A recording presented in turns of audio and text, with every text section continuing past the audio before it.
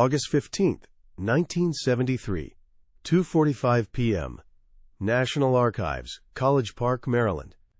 Amidst the sterile quiet and the faint, papery scent of aging history, Montgomery C. Meigs, a doctoral candidate with a relentless curiosity, carefully untied the faded red ribbon on a declassified file. He was researching Allied anti-submarine warfare for his thesis. The folder in his hands, file NDRCD-IV 6SR1140.1, was thick with brittle, yellowed pages. As he read the title, Acoustic Homing Torpedoes, Development and Operational Summary, a cold wave of disbelief washed over him. The documents described a weapon that, according to everything he'd ever read, simply wasn't supposed to exist. This secret wasn't born in an archive, but in the desperate winter of 1941. Just 3 days after the December 7th attack on Pearl Harbor, the leaders of the U.S. Navy faced a second, equally terrifying war in the Atlantic. Admiral Dönitz's U-boat wolf packs were gutting the Allied lifeline to Britain. By early 1943, the crisis would reach its peak, with 108 Allied ships sent to the bottom in March alone, a staggering loss of 627,000 tons. Commander Francis Frog Lowe, a bulldog of a man and a 1922 Naval Academy graduate serving as an aide to Admiral Ernest J. King, had seen the British tactics firsthand in 1941 and knew they were failing. He relentlessly championed a radical idea, a concept born of pure necessity, an air-dropped acoustic homing torpedo, a weapon that could hunt a submarine long after it dove into the silent black depths. On December 10, 1941, in a series of hushed meetings shrouded in secrecy, Project 61 was officially born under the National Defense Research Committee's Section 6.1. The monumental task fell to a handful of brilliant minds. At the helm was Dr. Harvey Cornelius Hayes, a quiet, bespectacled physicist with a 1911 Ph.D. from Cornell and former head of the Naval Research Laboratory's Sound Division. He was the theoretical genius. Translating his acoustic theories into a hardened piece of military hardware was Dr. C.F. Wybush, a lead engineer from Bell Telephone Laboratories with a 1925 SCD. From Columbia, his team of 55 engineers was tasked with the impossible, designing vacuum tube electronics that could survive a 100G impact with the water from a 300-foot drop. The weapon they envisioned was a ghost. It would be officially designated the Mark 24 mine to mislead enemy intelligence, a simple but brilliant piece of psychological warfare. Its informal codename, however, was Fido, because it was designed to sniff out its target and fetch it from the depths. The secrecy was absolute, governed by a compartmentalization protocol dubbed Ultra Black. Fewer than 200 individuals in the entire Allied war effort, including Dr. John M. Ide from the Harvard Underwater Sound Laboratory, would ever know its true function. The pilots dropping it knew it was a new bomb. They just didn't know it had a mind of its own. Before I tell you how Commander Lowe and his team of scientists managed to create a torpedo that could hunt by sound alone, comment where you're watching from and be sure to subscribe. Trust me, you won't want to miss the story of how the Allies secretly unleashed Fido on an unsuspecting enemy. The North Atlantic in early 1943 was a graveyard, a cold, gray, unforgiving expanse where steel ships and human lives vanished with terrifying regularity.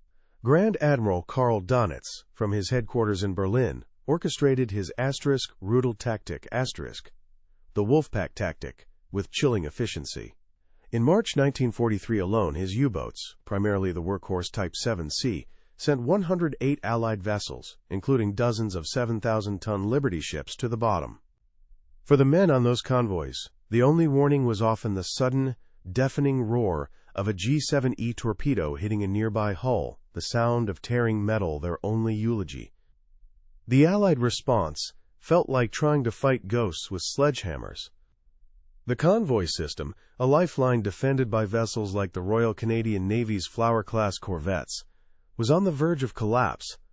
These ships, commanded by men like Lieutenant Commander James D. Prentice of HMC's Chambly, were too slow, their top speed of 16 knots barely enough to keep up. Their primary weapon, the Mark 7 depth charge, had a kill probability below 5%.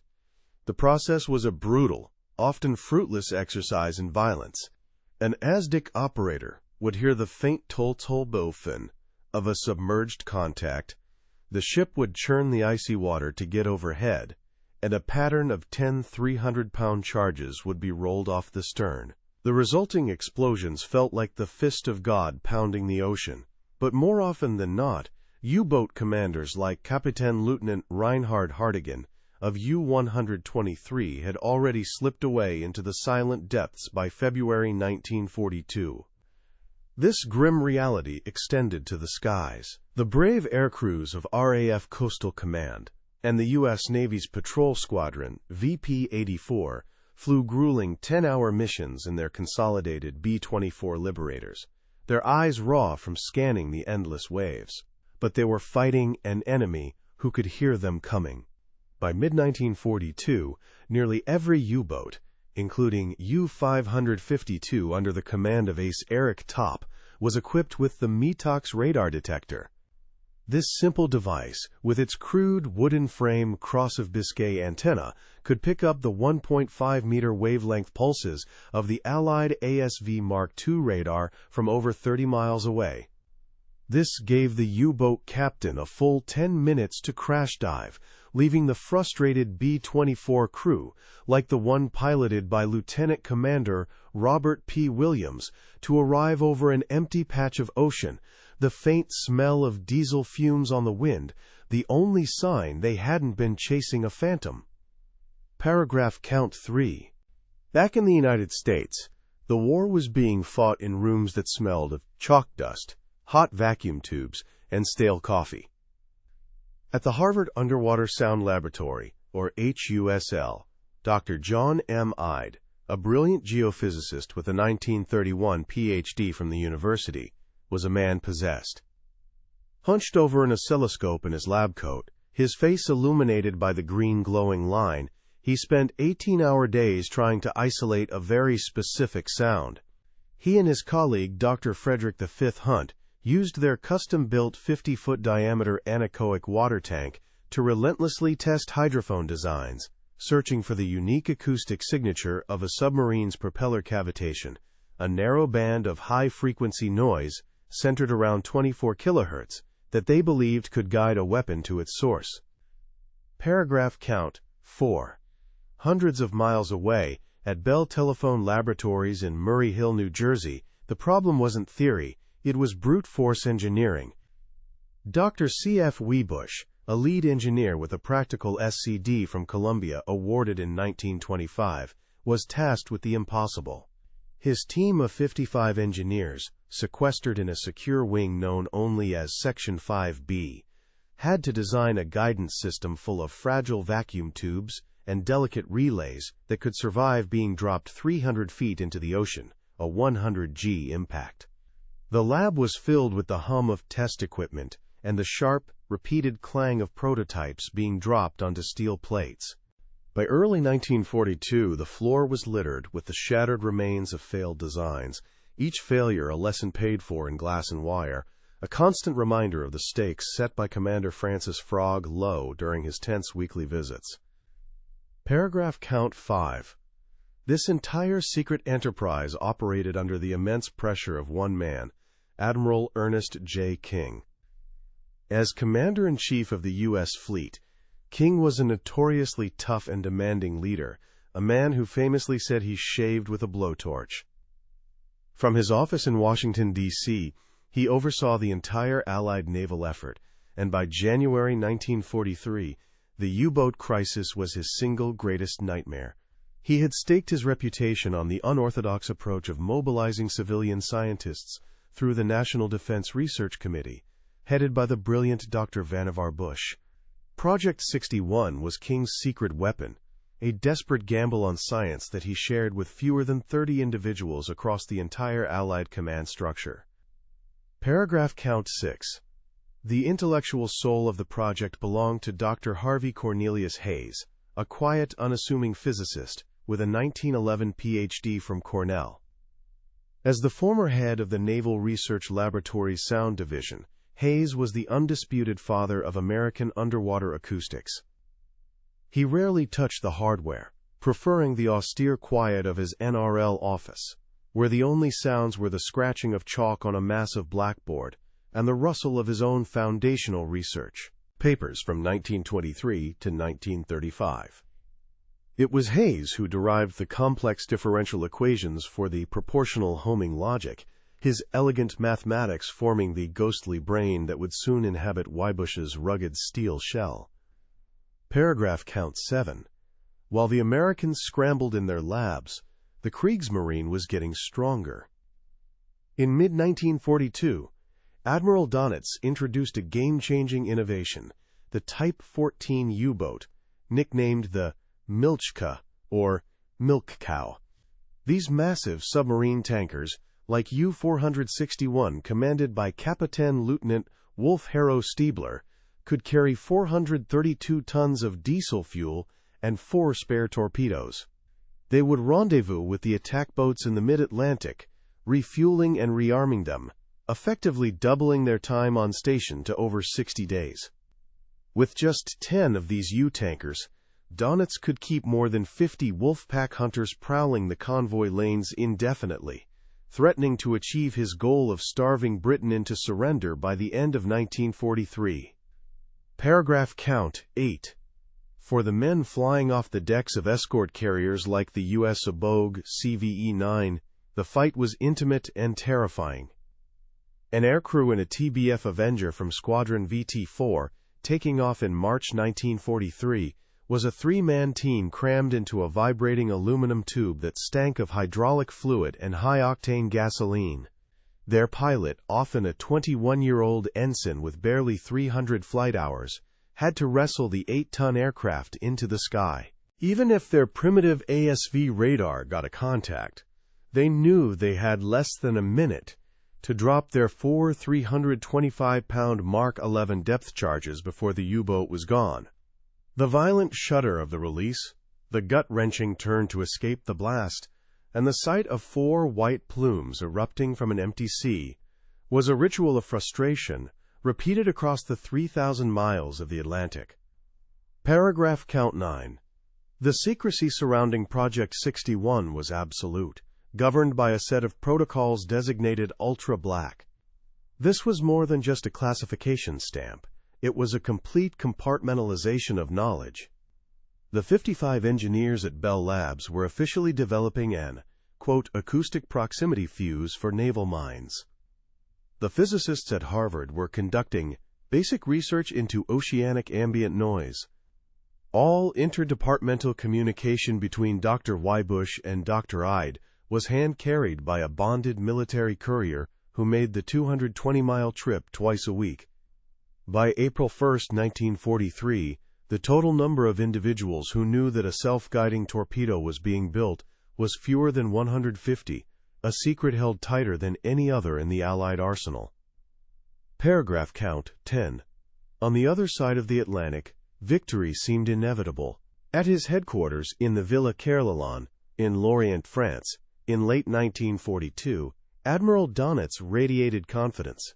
His U-boat aces, men like Otto Kretschmer, Silent Otto, and Wolfgang Luth, were national heroes, having sunk a combined total of over 80 ships. The German Naval Intelligence Service, the Beobachtungsdienst or B-Dienst, had successfully cracked the British Naval Cipher No. 3, allowing them to read Allied convoy communications and route the wolf packs for perfect interceptions. They believed, with good reason, that their technology and tactics were superior in every way. Paragraph count 11. The crushing weight of this reality fell squarely on Commander Francis Frog Lowe. A 1922 Naval Academy graduate, Lowe wasn't a scientist or a distant commander. He was a naval officer who had walked the decks of destroyers, He carried the weekly casualty reports, lists of names and ships that represented over 500 Allied sailors and merchant mariners lost in the North Atlantic in a single week of March 1943, in his worn leather briefcase. A stocky bulldog of a man who seemed to survive on sheer willpower and endless cups of black coffee, he was the project's relentless driver. His unannounced visits to HUSL and Bell Labs were legendary, his grim presence a constant, visceral reminder that the equations on their blackboards had to stop the dying, and they had to do it now. Paragraph count 12. The technological hurdles were immense, pushing 1940s electronics to their breaking point. The 4 magnetostriction hydrophones that Dr. Wiebusch's team finalized in February 1943 had to be sensitive enough to detect the faint 24 kHz whisper of a submerged U-boat's propellers from over a mile away, yet tough enough to withstand the cataclysmic shock of hitting water at nearly 180 feet per second. The 48-volt lead-acid battery, designated EX-22, had to deliver a consistent 1.5 horsepower for at least 12 minutes, but couldn't weigh more than 110 pounds. Every single component, from the wire insulation to the miniaturized 6SL7 vacuum tubes and the differential amplifier, was a delicate balance of performance and survivability, a war fought with slide rules and soldering irons. Paragraph count 13. By the bleak, freezing dawn of April 15, 1943, the situation had reached its absolute nadir.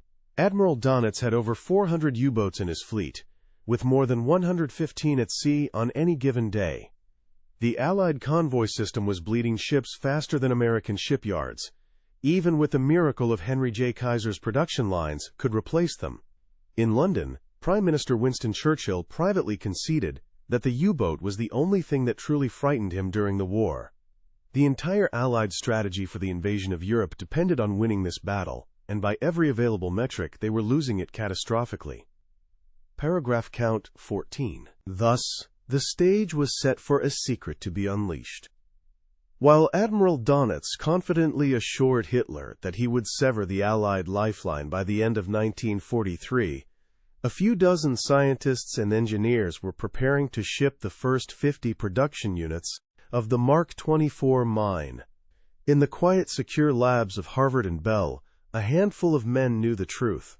They had built a Ghost, a 680-pound hunter that could think for itself, a weapon that operated on a principle of acoustics the enemy high command had already dismissed as impossible. The fate of the war in the Atlantic now rested on a weapon nobody knew existed. Paragraph count 15. The secret was born not in a flash of genius, but in the relentless grind of necessity. On December 10, 1941, just 72 hours after Pearl Harbor burned, Commander Francis Frog Lowe, his jaw set like granite, convinced Admiral Ernest J. King that a new kind of weapon was their only hope. And so, under the umbrella of Dr. Vannevar Bush's National Defense Research Committee, Project 61 was authorized. It began with a budget of just $500,000 and a team of fewer than 15 men, a whisper in the roaring inferno of a global war, a secret held so tight it barely existed. Paragraph count 1. The first whispers of a solution came from the chilly, damp confines of the Harvard Underwater Sound Laboratory. There, Dr. John M. Ide, a geophysicist whose hands were more accustomed to seismic charts than torpedo schematics, worked alongside the brilliant drive Frederick V. Hunt.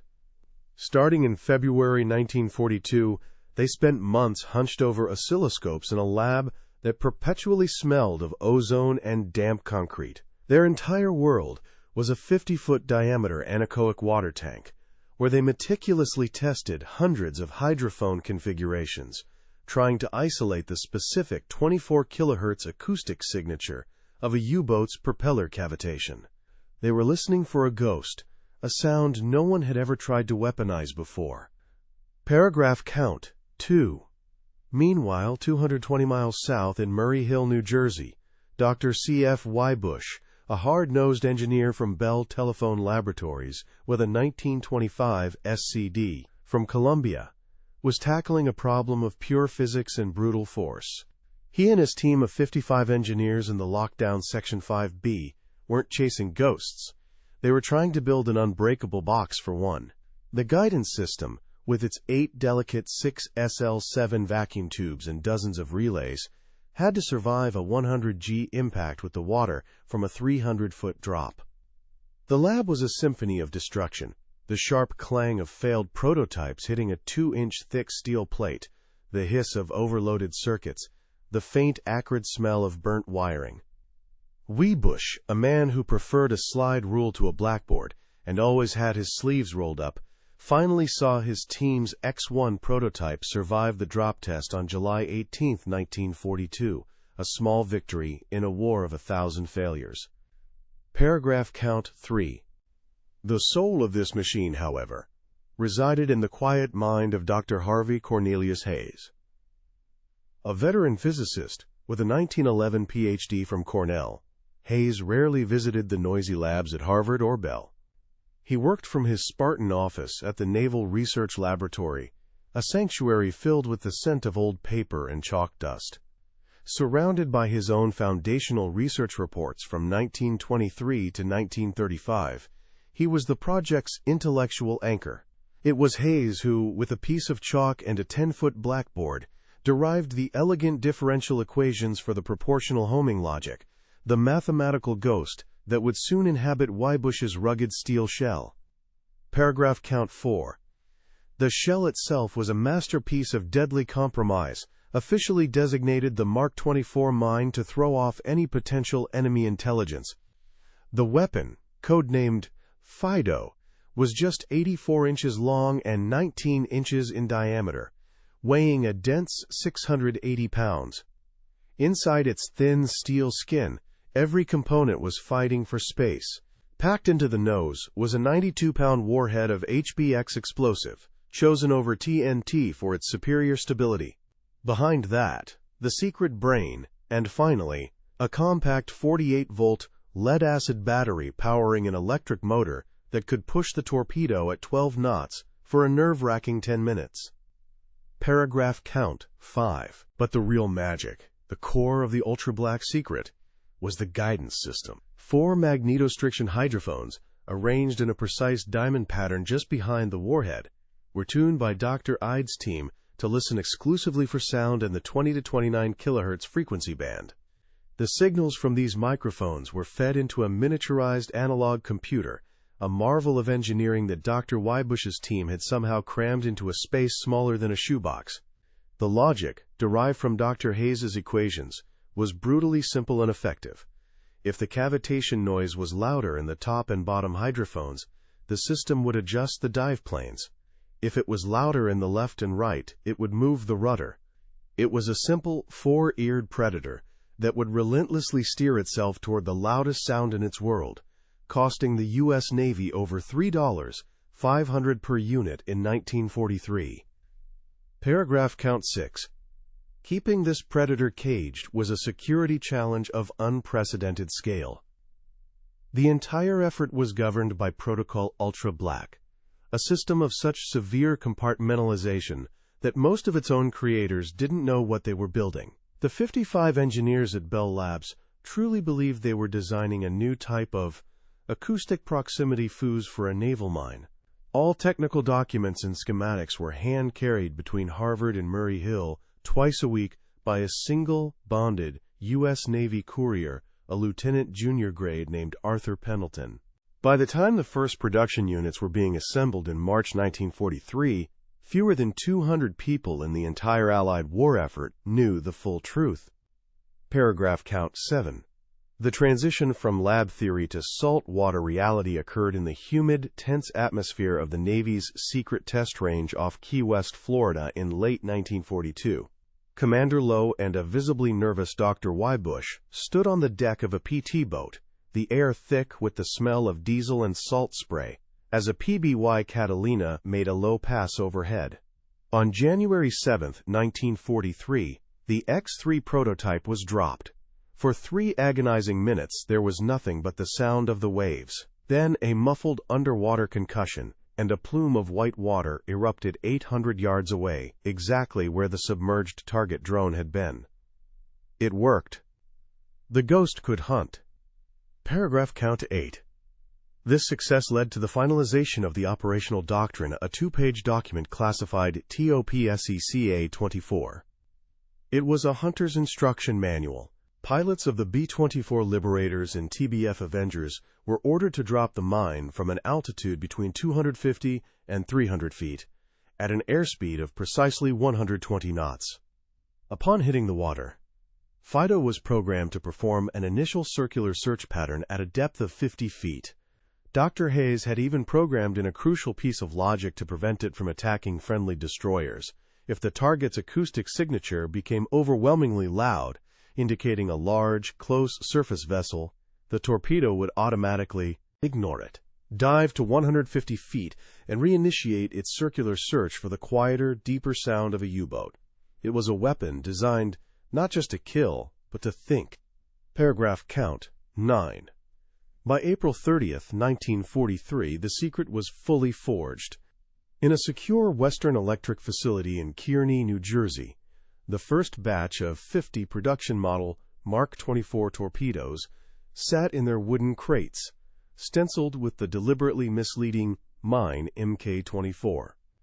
In just over 16 months, the desperate idea championed by Commander Lowe had been transformed by the minds of Hayes, Wybush, and Idey from a chalk equation into 680 pounds of intelligent hunting steel. The Ghost was finally ready to be released into the cold, dark waters of the Atlantic. Paragraph count 10. The first kill was a whisper that became an echo of confusion across the Kriegsmarine. On May 14, 1943, a British Liberator from RAF Coastal Command's No. 86 Squadron caught Captain Lieutenant Max Martin Teichert's U-456 on the surface. Teichert, a veteran with 4 patrols under his belt, executed a perfect crash dive. The last message his radio operator, Funkmatt Georg Haas, sent was a routine contact report. Then, silence. In Lorient, the radio watch at the headquarters of the Befehlshaber der U-Boote heard nothing more. No distress call, no report of a sustained depth charge attack, just the sudden, chilling void where a U-boat used to be. The report landed on the desk of Grand Admiral Karl Dönitz, a man whose piercing blue eyes missed nothing. He and his chief of staff, Konter-Admiral Eberhard Gott, reviewed the scant details. U-456 was a veteran crew, Teichert an expert at evasion. The B-Dienst, German naval intelligence, confirmed there was no prolonged Allied radio chatter indicating a lengthy hunt. An aircraft was sighted, the U-boat Dove, and then it simply ceased to exist. It was an anomaly, a disturbing data point in a war of brutal certainties. Dönitz, a meticulous strategist who had personally interviewed hundreds of U-boat survivors, felt a prickle of unease. This felt different. It wasn't the usual story of a desperate hours-long battle against destroyers. It was a clean, surgical disappearance. This single event on May 14th was the first quiet footstep of a ghost the Germans would never see coming. From the cockpit of his consolidated B-24 Liberator, Royal Air Force Flight Lieutenant David Perkins of No. 86 Squadron had a very different and equally perplexing view. A former geography teacher from Manchester, with over 600 hours of maritime patrol under his belt, Perkins followed his new orders, Protocol TOPSECA-24, to the letter. He saw the U-boat's white wake disappear into the gray Atlantic swell and banked his heavy 4-engine bomber, the air inside thick with the smell of hot oil and his co-pilot's chewing gum. Instead of dropping a stick of 4 250-pound depth charges, he released a single 680-pound canister designated Mine Mk-24. He dropped it from 250 feet at 120 knots, just as instructed.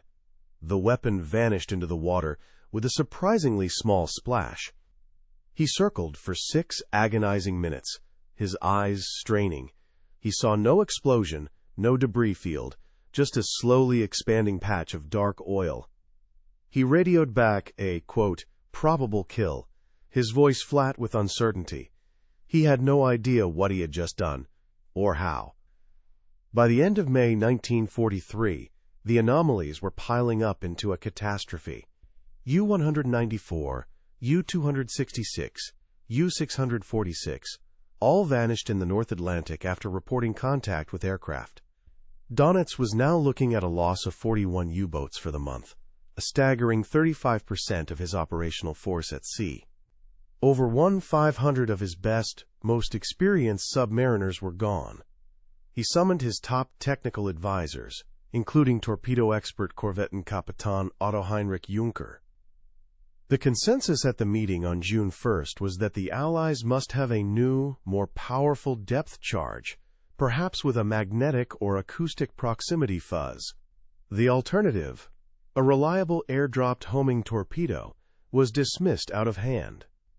Their own acoustic torpedo, the G7S Zonkönig, was still plagued by technical failures at the Torpedoversuchsanstalt research facility. The Germans simply couldn't conceive that the Americans had solved a problem that was still confounding their best engineers. This institutional blindness was the secret's greatest shield. On May 22, 1943, Lieutenant J.G. William Bill Sutton, a 22-year-old TBF Avenger pilot from Squadron VC-9, launched from the escort carrier USS Bogue. Sutton, a farm boy from rural Ohio, with a quiet demeanor and hands calloused from years of working machinery, trusted his instruments more than his instincts. When his ASV radar screamed with a contact, he didn't hesitate. He dove on the submerged U-569, commanded by Oberleutnant zur See Hans Johansen. Sutton toggled the release for his single Mark 24 mine, feeling the familiar lurch as the 680-pound weapon dropped away. He and his crewman, radioman ARM-2C Frank Miller, and turret gunner AOM-3C George Petro, circled the spot. For nearly 8 minutes, there was nothing. Then, a deep, resonant thump vibrated through their Avenger's airframe, a feeling more than a sound. A geyser of water, oil, and mangled steel erupted from the sea. Sutton keyed his mic, his voice steady despite his pounding heart, and reported a confirmed kill. He didn't know how it worked, but he knew it was a hell of a lot better than the 4 depth charges he used to carry. The month the Allies called the turn of the tide, the Germans called Black May. The statistical shift was so abrupt, so violent, that it defied all previous logic of the Atlantic War. The kill-to sighting ratio for Allied aircraft, which had hovered around a frustrating 3% for over a year, suddenly jumped to over 15%. For the U-boat crews, the sky, once a nuisance, had become an invisible executioner. The hunters had become the hunted. Aboard U-229 on September 22, 1943, Funkmatt Obergefreiter Klaus Richter pressed his headphones tight against his ears, the cold sweat beading on his forehead. He could hear the drone of the approaching British B-24, a sound that now chilled the blood of every man aboard. Capitan Lieutenant Robert Shetlig screamed, "Alarm! Tauchen!" and the boat angled sharply down. Richter, a trained sound operator, listened intently to the hydrophones. He heard the single splash of an object hitting the water 500 meters astern, but there was no follow-on sound of sinking depth charges. Instead, he detected a faint, high-frequency whirring noise, a sound he'd never heard before, and it seemed to be getting steadily louder. He yelled a warning to Shetlig, who dismissed it as propeller noise from their own emergency turn. 30 seconds later, a cataclysmic explosion tore the pressure hull apart just aft of the conning tower. The Germans' attempts to understand were tragically misguided, thanks to the Mark 24's brilliant deception. When a damaged U-boat, U-470, limped back to port in October 1943 after being hit by a Fido that failed to detonate properly, the shrapnel recovered from its hull was sent to the Torpedoversuchsanstalt in Eckernford. Dr. Heinrich Rindfleisch and his team analyzed the fragments. They found components consistent with a mine's detonator and casing. The final report, issued November 5, 1943, concluded that the Allies were using a new airdropped mine with a highly sensitive acoustic fuse. This finding sent German engineers down a rabbit hole, developing countermeasures like the *Geräuschboje noisemaker decoy, a device utterly useless against a torpedo that homed on the submarine itself, not just any loud noise. The psychological impact on the U-boat crews was devastating. The deep ocean was no longer a sanctuary. The act of diving, once a life-saving maneuver, now felt like pulling a shroud over their own heads. Veteran commanders who had survived years of combat were now lost on their first patrol out of Lorient. The whispers in the mess halls were of ghost planes and magic bombs. Morale, once sky-high, began to crumble under the weight of an invisible, inexplicable threat.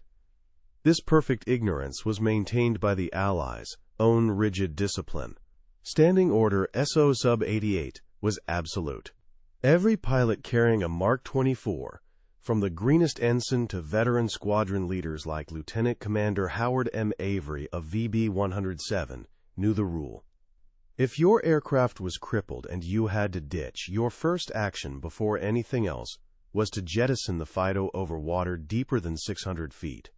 The weapon's internal scuttling charge, a small block of tetrytol connected to a 15-minute seawater-activated battery, was the final guarantee.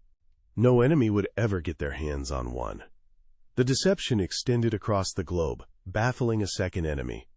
On the night of June 24, 1944, far out in the Atlantic, aircraft from the USS Bogue located the massive Japanese cargo submarine I-52. This sub, under the command of Captain Uno Kameo, was on a secret mission to Nazi-occupied France, carrying 2 tons of molybdenum, 11 tons of tungsten, and 146 bars of solid gold. An Avenger piloted by Lieutenant J.G. William Tilly Gordon dropped a single Fido. The hydrophone operators on the escort destroyer U.S. Sorensen heard the torpedoes run, followed by the sound of a hull breaking up. Captured Japanese Imperial Navy documents after the war revealed their utter confusion, attributing the loss of I-52 and several other submarines to mysterious underwater explosions in areas devoid of known minefields. The final numbers told a story of a silent revolution. Over the course of the war, 340 Mark 24s were dropped in 204 separate attacks. They sank a confirmed 37 Axis submarines, 31 German and 6 Japanese. This represented a staggering kill probability of 18% per attack. Compared to the less than 5% effectiveness of a standard depth charge run, Fido wasn't just an improvement, it was a war-winning weapon that the enemy never even knew was fighting them. Even after the war, the truth remained buried. In his post-war debriefings at Nuremberg, Grand Admiral Admiral Dönitz was questioned extensively about the catastrophic losses his U-boat fleet suffered, starting in May 1943. His testimony, recorded in file USN ONI DE004, is a monument to the secret success. He attributed the defeat to the Allies' new 10-centimeter microwave radar, their overwhelming air cover from escort carriers, and what he repeatedly called uncanny Allied aerial accuracy. He and his entire staff, men who had mastered the Atlantic, went to their graves convinced they were beaten by superior detection and lucky bombing, never once suspecting the existence of a ghost in the water. Ultimately, the most profound evidence of the secret's success was the silence it preserved. At Bletchley Park, the Allied code-breaking center, Commander Alistair Deniston's teams read thousands of intercepted German Enigma messages. They read panicked reports of aircraft appearing out of nowhere. They read the final frantic contact reports from U-boats that were never heard from again. They read the worried analyses from Dönitz's staff, trying to solve the riddle of their mounting losses.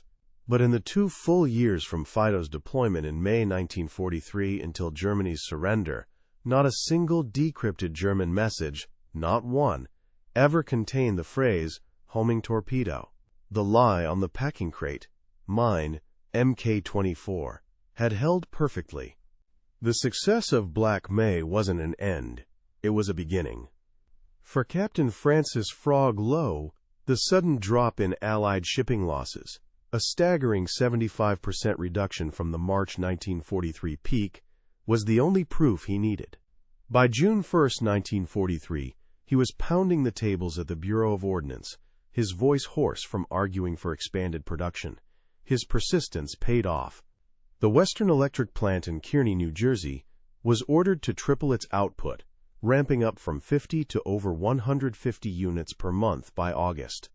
The air in Washington, once thick with the stench of defeat, now carried a new scent, the quiet, metallic confidence of a secret that worked. Paragraph count 1. Across the Atlantic, the mood was one of grim confusion. On June 5, 1943, a shaken Grand Admiral Admiral Dönitz convened an emergency conference at his Lorient headquarters. Surrounded by the scent of stale cigar smoke and fear, he and his chief engineer, Conter-Admiral Werner Fuchs, pored over the loss reports from 41 U-boats. They concluded, incorrectly, that the new Allied 10-centimeter ASV Mark III airborne radar was the sole culprit. Their response was tragically misdirected. They ordered a crash program to equip all U-boats with the Naxos radar detector and rushed development of the snorkel, a device that would waste thousands of critical engineering hours and tons of steel. At Bletchley Park, codebreakers under Commander Alistair Denniston read the German directives with grim satisfaction, knowing the enemy was now chasing a phantom, leaving the real ghost free to hunt. Paragraph count 2. But the ghost itself was evolving. The initial success didn't breed complacency, it fueled innovation. Back at Bell Labs, Dr. C.F. Wiebusch's team, in Section 5B, wasn't celebrating. By September 1943, they were deep into Project 61B, developing the Mark 24 Mod 1. This wasn't a minor tweak. It featured a newly formulated EX-22B lead-acid battery that boosted the torpedo's endurance from 10 to a full 15 minutes, expanding its lethal search radius by nearly 60%. Concurrently at Harvard, Dr. John M. Ides' physicists refined the acoustic filter circuits, designing what they called a, quote, storm rejection gate. This new component, using 2 additional 6SN7 vacuum tubes, made the homing system far more adept at isolating the specific 24 kHz propeller cavitation of a U-boat from the roar of a North Atlantic gale. These upgraded Fidos, which began reaching the fleet in December 1943, were deadlier, smarter, and ensured the Allies stayed 2 steps ahead of an enemy who wasn't even in the race. Paragraph count 3. This evolving technological edge had a direct strategic impact, opening up new fronts. The secret of Fido was the key that unlocked Operation Leader in October 1943. The escort carrier USS Ranger, CV-4, under the overall command of Admiral Patrick N.L. Bellinger, dared to push its task force within striking distance of German shipping in the heavily defended Norwegian port of Bodo. This would have been suicidal just 6 months prior, but now, the carrier's hunter-killer groups, flying Fido-armed TBF Avengers from Squadron VT-4, could effectively sanitize the seas of lurking U-boats, creating a safe operational corridor. The mission was a stunning success, sinking over 22,000 tons of enemy shipping and disrupting the flow of iron ore to Germany for weeks. Fido wasn't just a submarine killer, it was a force multiplier, a silent enabler of Allied sea power. Paragraph count 4. As the weapon's use expanded, the security protocols became even more draconian. Captain Lowe, whose obsession with secrecy bordered on paranoia, issued a new directive, SOSUB-88B, on January 15, 1944. It was a simple but brilliant change. The ordnance crews on escort carriers like the U.S. Guadalcanal CVE-60 were now forbidden from inserting the Mark 24's magnetic arming detonator until less than 30 minutes before the aircraft's scheduled launch. This minimized the window for a catastrophic accident on deck that could expose the weapon. Furthermore, The 2-pound tetrytol scuttling charge, with its 15-minute seawater-activated timer, was recertified every 60 days. This ensured that any Fido that missed its target or was jettisoned would reliably self-destruct, taking its secrets back to the crushing blackness of the ocean floor. The U.S. Navy was more terrified of losing the secret than they were of losing a $3.500 torpedo. Paragraph count 5. The sheer efficiency of the weapon became a legend in the classified after-action reports that crossed Admiral Ernest J. King's desk. By mid-1944, the contrast with conventional methods was staggering. The epic 10-hour hunt for U-515 on April 9, 1944, involved 4 U.S. destroyers led by the brilliant Captain Daniel V. Gallery, expending over 120 depth charges and thousands of gallons of fuel. It was a textbook victory, but an expensive one.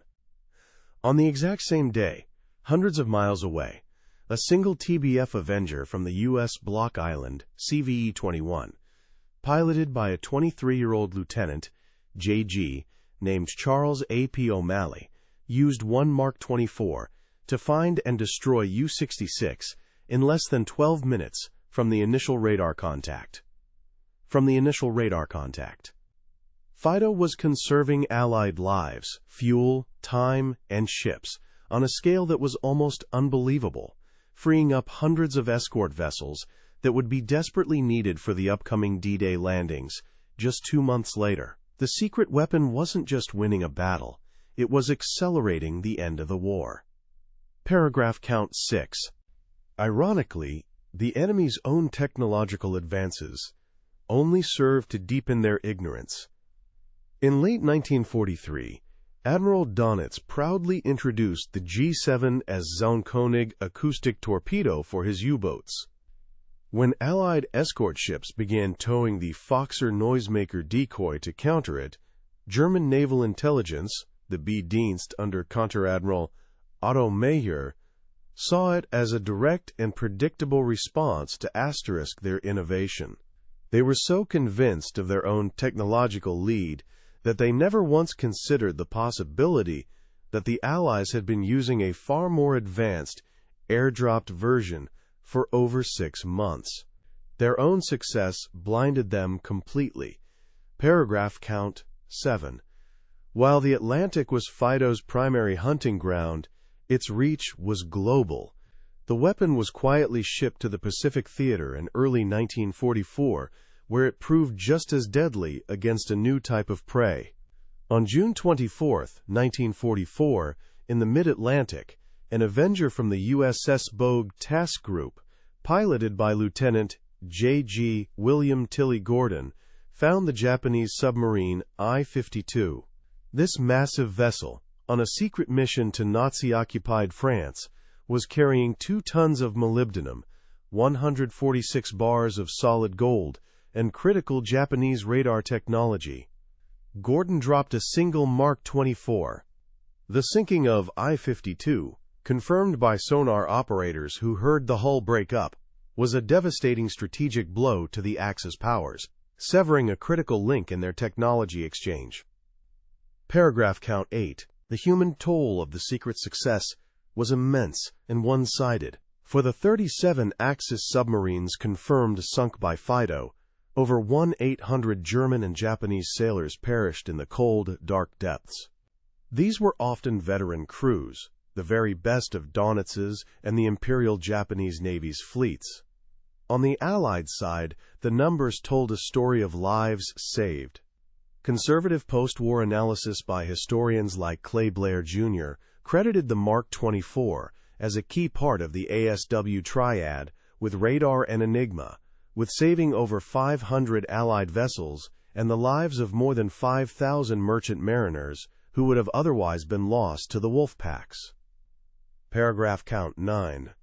By the time Germany surrendered on May 8, 1945, the secret had held for 2 full, brutal years.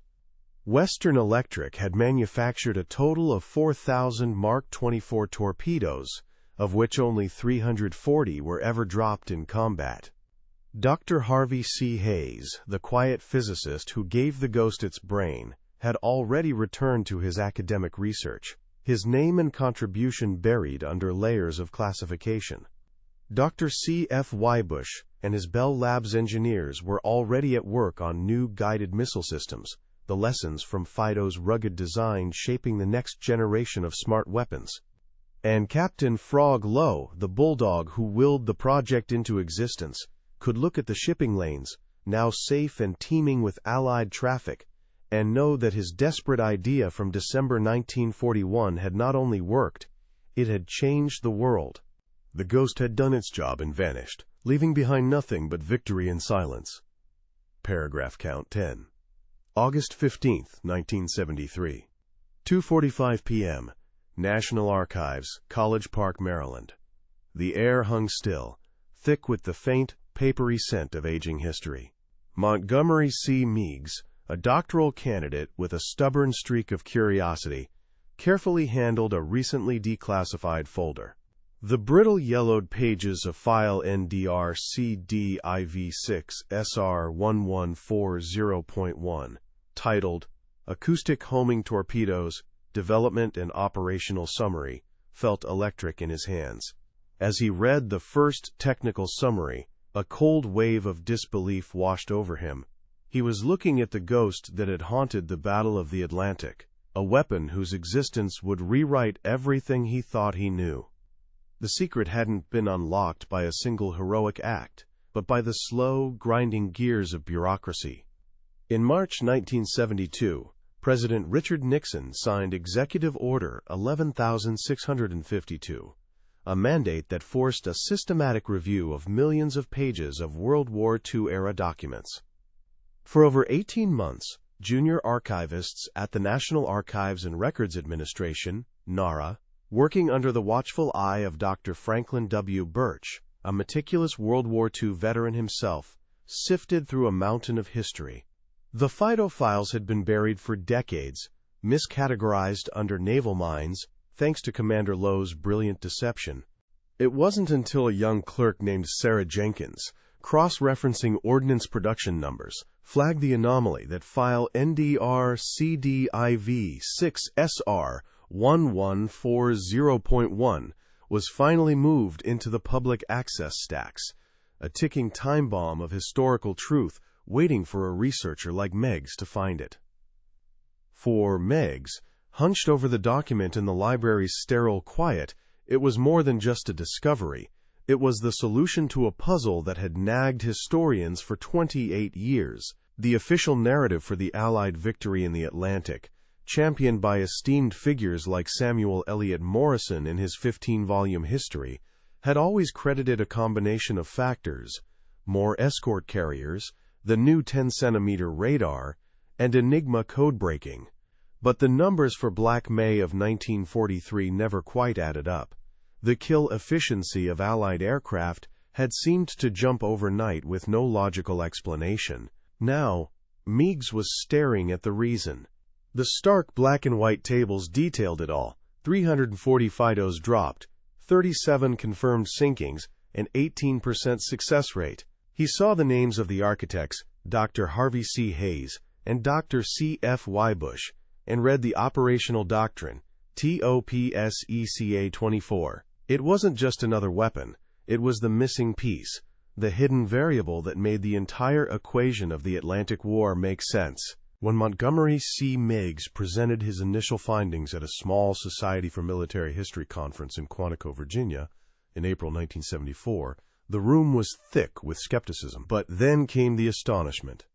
The preeminent naval historian Clay Blair, Jr., who was then deep into his seminal work, Silent Victory, was initially dismissive. But after Meigs showed him the photocopied tables from file NDR-CD-IV6-SR1140.1, Blair was forced to fundamentally rewrite 2 entire chapters of his book. The quiet academic paper had sent a shockwave through the intense, cloistered community of World War II naval historians, forcing them to confront a history they thought they already knew.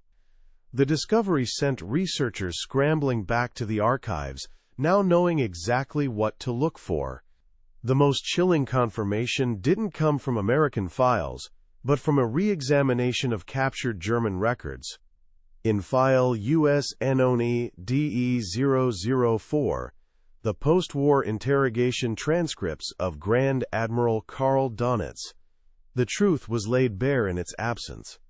In a session dated October 17, 1945, Dönitz, a man known for his eidetic memory of the U-boat war, expressed complete bewilderment at the catastrophic Black May losses. He blamed Allied radar, overwhelming air power, and almost supernatural luck from their pilots.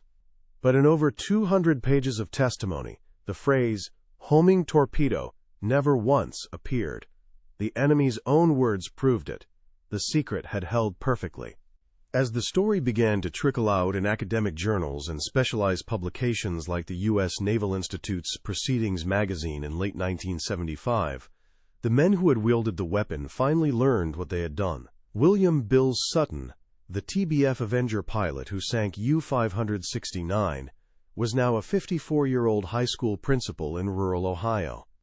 Reading an article by Meigs, he finally understood the events of May 22, 1943. He remembered the strange briefing, the single drop, the long, agonizing wait, and the deep, resonant thump that vibrated through his airframe. For 32 years, he'd just figured he was the luckiest pilot in the U.S. Navy. Meanwhile, the few surviving scientists, like a retired Dr. John M. Idy, living in Cambridge, Massachusetts, felt a quiet vindication. Bound by security oaths they never broke, they had watched for decades, as history books credited others for their work. In 1976, Dr. Idy, then 72, finally gave Meigs a small interview, his voice raspy with age, filling in the human details of the 18-hour days and the smell of ozone in the Harvard lab, giving life to the cold, technical reports. The academic fallout was swift and decisive. The story of the Battle of the Atlantic, once a trilogy of radar, carriers, and codebreaking, now had a fourth, essential act, a decisive hard-kill weapon that had been completely invisible. By 1980, military war colleges and university history departments had amended their curricula. No serious account of the anti-submarine campaign could be written without dedicating a significant section to the Mark 24. It was the key that finally explained the statistical miracle of Black May and the sudden collapse of the wolf packs.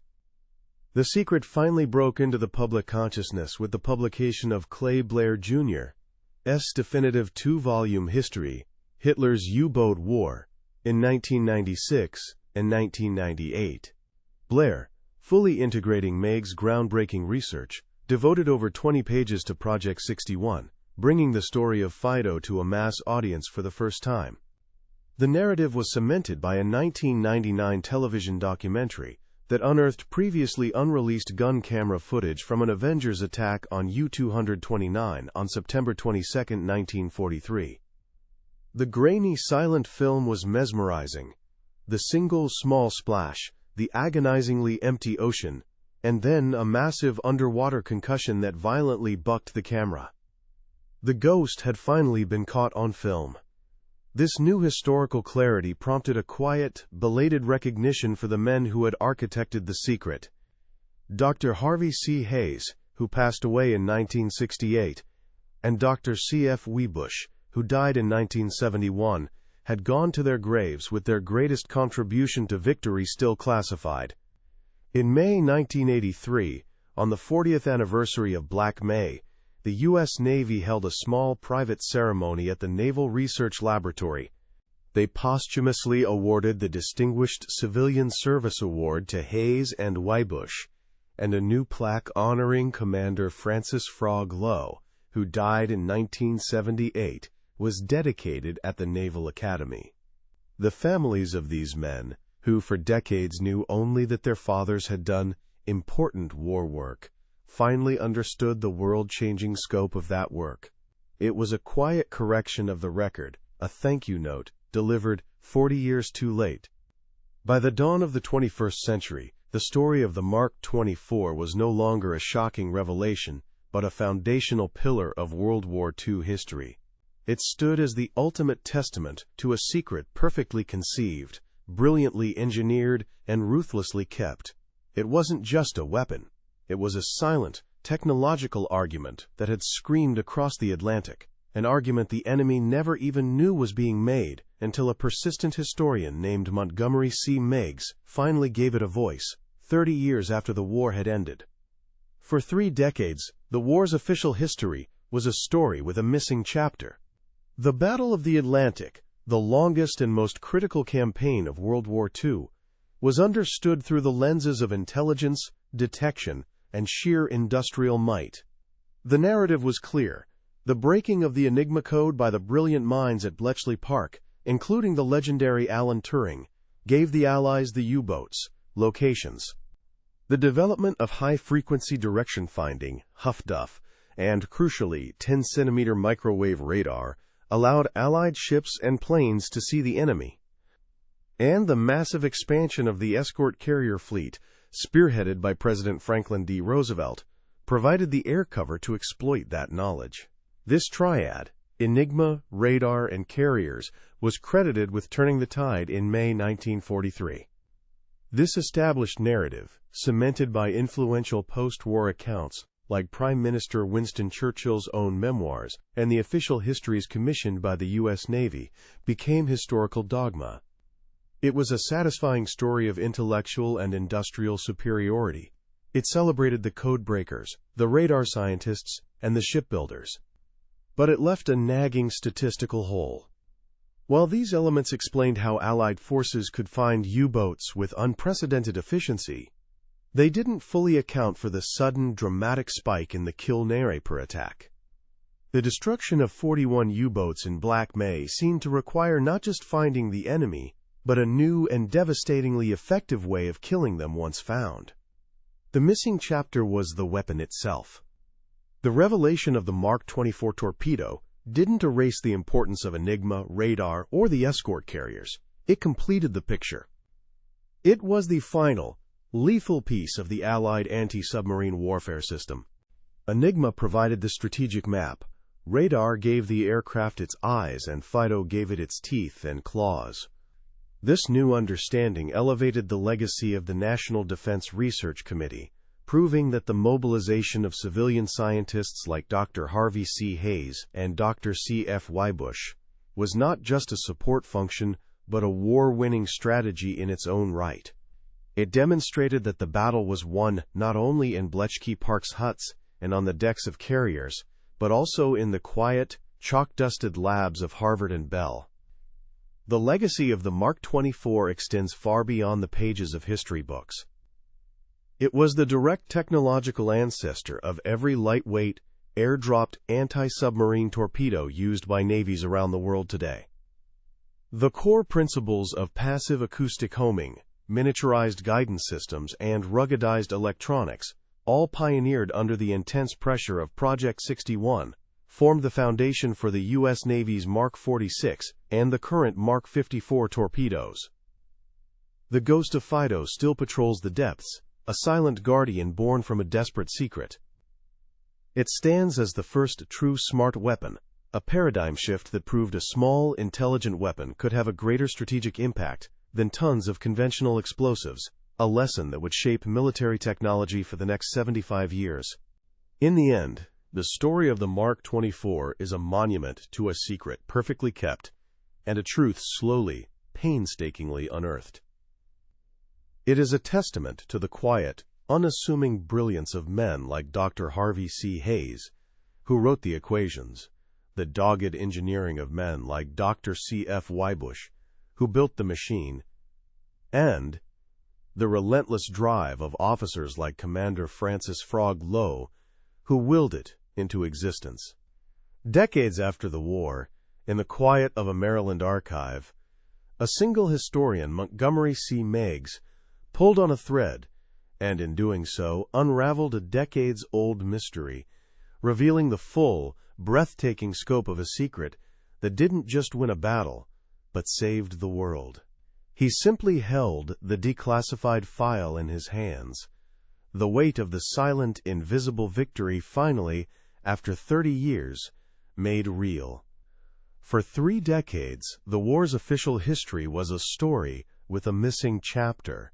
The Battle of the Atlantic, the longest and most critical campaign of World War II, was understood through the lenses of intelligence, detection, and sheer industrial might.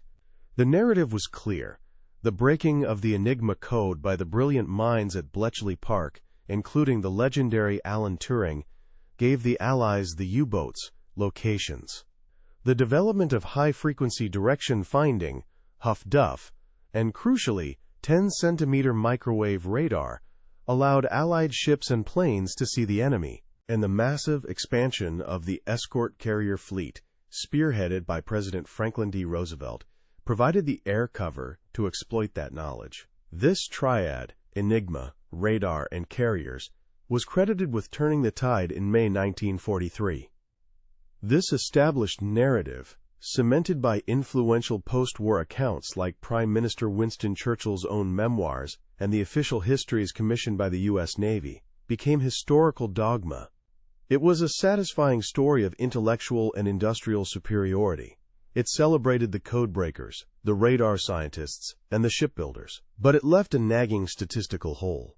While these elements explained how Allied forces could find U-boats with unprecedented efficiency, they didn't fully account for the sudden, dramatic spike in the kill trauma rate per attack. The destruction of 41 U-boats in Black May seemed to require not just finding the enemy, but a new and devastatingly effective way of killing them once found. The missing chapter was the weapon itself. The revelation of the Mark 24 torpedo didn't erase the importance of Enigma, radar, or the escort carriers. It completed the picture. It was the final, lethal piece of the Allied anti-submarine warfare system.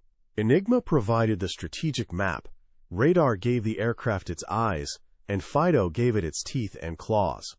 This new understanding elevated the legacy of the National Defense Research Committee, proving that the mobilization of civilian scientists like Dr. Harvey C. Hayes and Dr. C.F. Wybush was not just a support function, but a war-winning strategy in its own right. It demonstrated that the battle was won not only in Bletchley Park's huts and on the decks of carriers, but also in the quiet, chalk-dusted labs of Harvard and Bell. The legacy of the Mark 24 extends far beyond the pages of history books. It was the direct technological ancestor of every lightweight, airdropped anti-submarine torpedo used by navies around the world today. The core principles of passive acoustic homing, miniaturized guidance systems, and ruggedized electronics, all pioneered under the intense pressure of Project 61, formed the foundation for the U.S. Navy's Mark 46 and the current Mark 54 torpedoes. The ghost of Fido still patrols the depths, a silent guardian born from a desperate secret. It stands as the first true, smart weapon, a paradigm shift that proved a small, intelligent weapon could have a greater strategic impact than tons of conventional explosives, a lesson that would shape military technology for the next 75 years. In the end, the story of the Mark 24 is a monument to a secret perfectly kept and a truth slowly, painstakingly unearthed. It is a testament to the quiet, unassuming brilliance of men like Dr. Harvey C. Hayes, who wrote the equations, the dogged engineering of men like Dr. C.F. Wybush, who built the machine, and the relentless drive of officers like Commander Francis Frog Lowe, who willed it into existence. Decades after the war, in the quiet of a Maryland archive, a single historian, Montgomery C. Meigs, pulled on a thread, and in doing so unraveled a decades-old mystery, revealing the full, breathtaking scope of a secret that didn't just win a battle, but saved the world. He simply held the declassified file in his hands, the weight of the silent, invisible victory finally, after 30 years, made real.